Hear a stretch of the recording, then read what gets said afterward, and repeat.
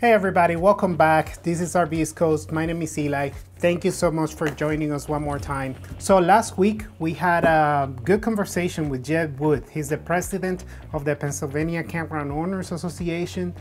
We were talking about how is the national pandemic affecting privately owned campgrounds and what are they going through. Well, a lot has changed since last week and we have a new update for you. So we reached out to the Campground Association again, and we have Jason Vaughn in line. He's the incoming executive director. He's going to be starting this position soon, and let's see what update Jason can give us. So let's connect with him.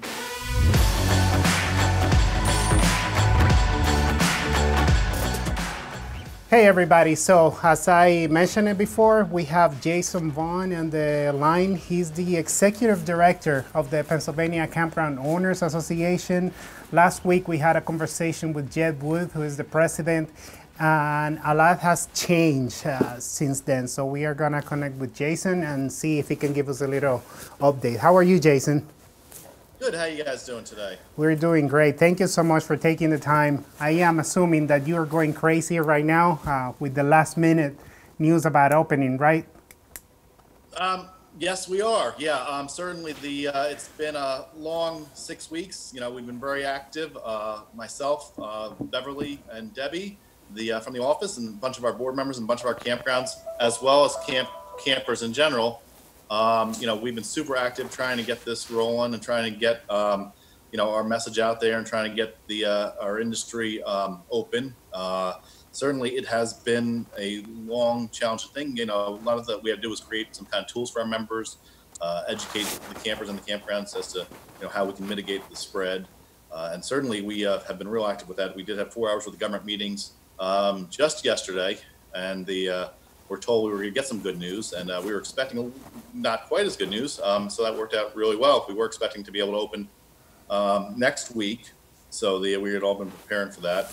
And as it turns out, the governor took the word of all the people and campers out there and knows that our industry will strive to do a great job and get people outside and, you know, staying with social distance and all, but, you know, getting to enjoy nature and getting out of their houses that they feel trapped in for the last 6 weeks. So Jason, exactly when are you and the other private campgrounds are opening, and tell us, how do you think that's going to go? What are we allowed to do? Are we allowed to book normally like we do through websites, phone calls? How it's going to work?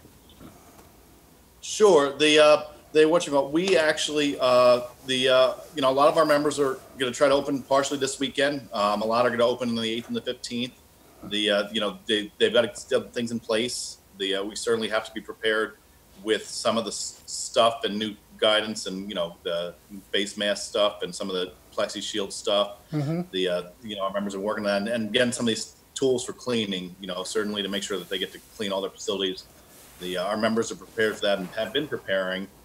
Just with the expectation a little bit later, it's hard for some people to get the final permits and stuff and the final OKs they need locally as well to open. So they've jumped on that. Of course, we've been waiting on that. Of course, that, you know, will tie up some of the campgrounds for a few more days and a week, but certainly that's coming. Our campgrounds have spent the last 6 weeks preparing of how they can help and how they can prepare their properties to, you know, do well for the mitigating spread.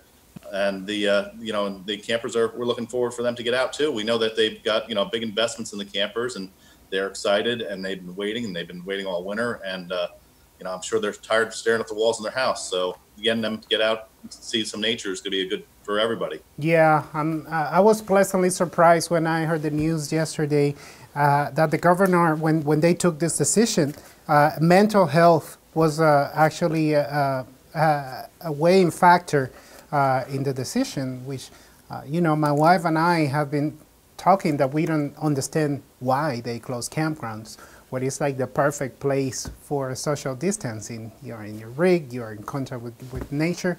So with the right measures in place, I think this is going to be a fairly safe operation for most campgrounds, right?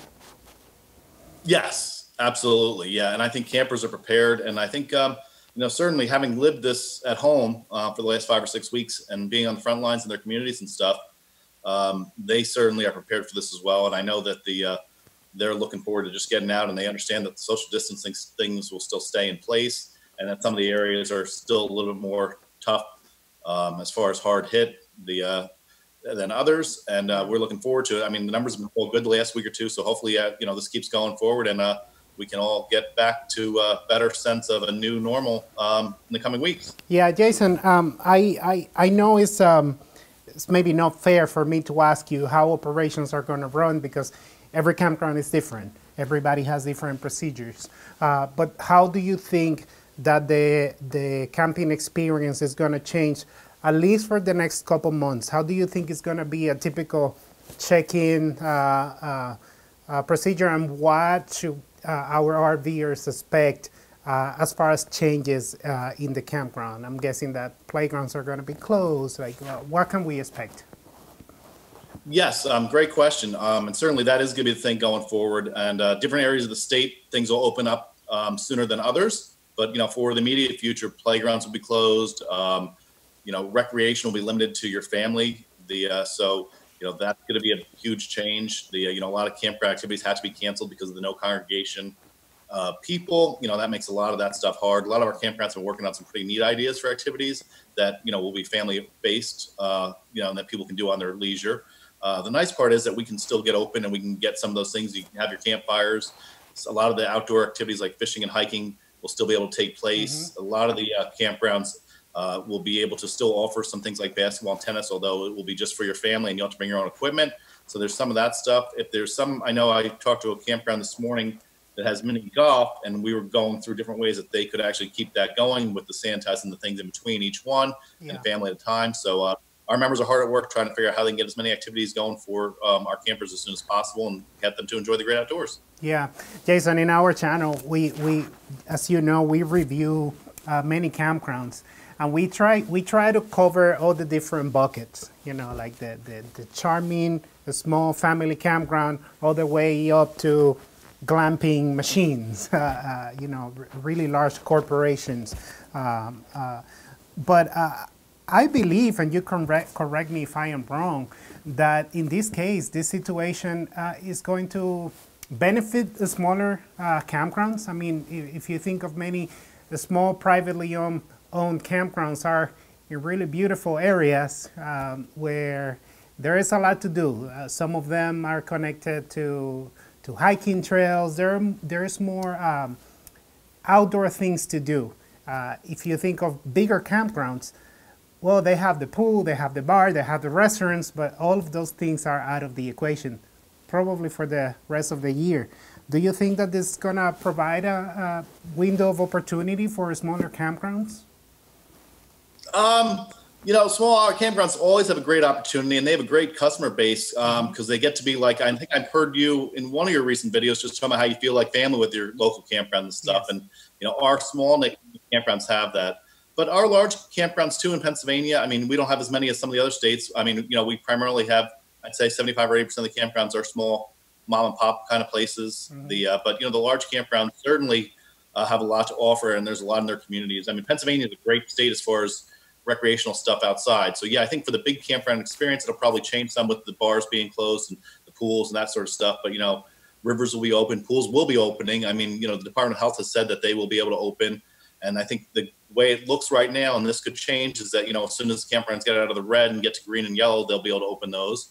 There will be some difference with that, and that guidance will come going forward. But even where our large campgrounds are located in Pennsylvania, they certainly have lots of stuff in their area which people will be able to take part and enjoy. And, it'll just be a little bit different experience for them. And I mean, I think they'll do well with this too. But I think, certainly the small campgrounds do have that close-knit thing. And I know that we keep hearing from our members and our campgrounds and our campers in general that they miss, that connection.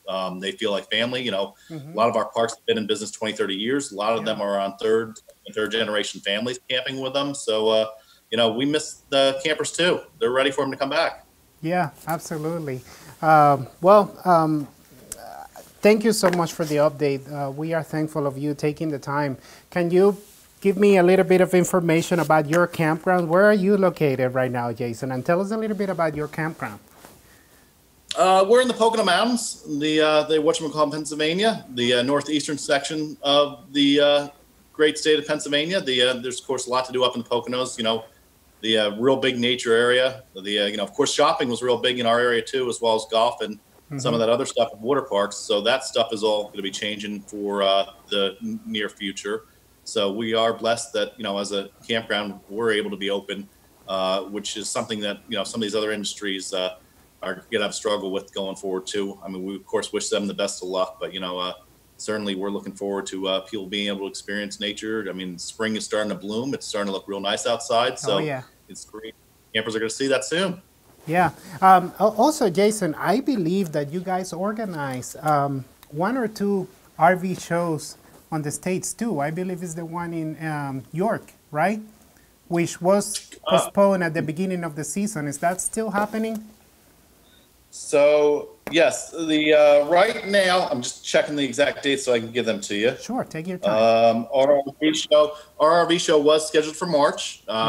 We, as an organization, decided to cancel that before the state mandated that. We were concerned about the health and well-being of the community. Yeah. Right now, we are scheduled for June 12th to 14th at the York Fairgrounds. It's a great RV show. We'd love for everybody to come out and see us, see the campgrounds, see the campers, and we were fortunate enough to get get another date scheduled. So yeah, hopefully we'll be in good shape for that. Yeah. Well. Jason, thank you again for your time. Thank you for this little update. We really appreciate it, and hopefully we'll see you at the campground soon. Sounds good. Thanks so much. They would enjoy camping in Pennsylvania. All right. Thank you very much. Have a great day. Well, thank you very much for watching. My name is Eli. This is RV East Coast, and I'll see you in the next episode.